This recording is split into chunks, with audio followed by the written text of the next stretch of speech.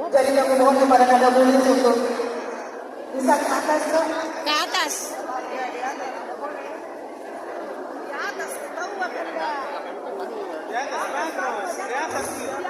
Kita saksikan Nada Mulis ini lagi dipayungi istilahnya nilai.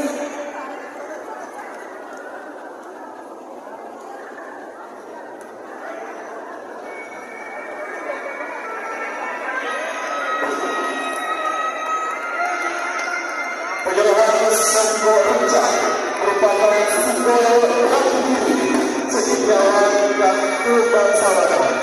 Sebagai menjadi identitas, dahulu memakainya bukan orang sembarang dan benar-benar dipakai maka karisma pemakainya akan semakin terpancar.